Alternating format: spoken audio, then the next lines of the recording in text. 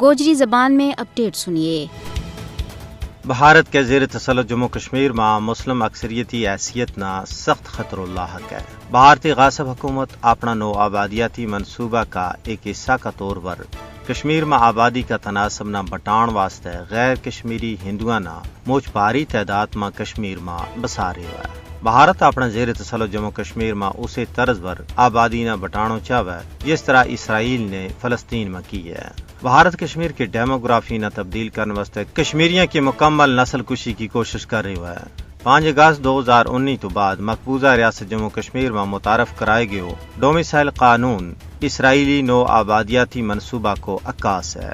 1993 میں اسرائیلی وزیر اعظم شمعون پیرز نے بھارت نہ مشورہ دیتا تھا کہ مقبوضہ ریاست جموں کشمیر میں ہندوؤں نہ بسانو ہی مسئلہ کشمیر کو واحد حل ہے۔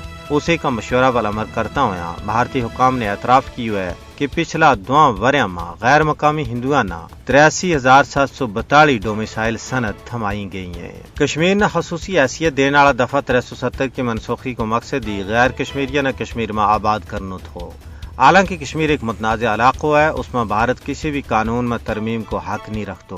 کشمیر کی متنازع حیثیت مسلمہ ہے، اس پر اقوام متحدہ کی کئی ساری قرارداد موجود ہیں کہ کشمیر کو فیصلہ ہونا اجاں باقی ہے۔ بھارت کی طرفوں کشمیر میں آبادی کا تناسب میں تبدیلی کرنی نہ صرف علاقائی بلکہ بین الاقوامی قوانین اور اقوام متحدہ کی قراردادوں کی کھلی خلاف ورزی ہے۔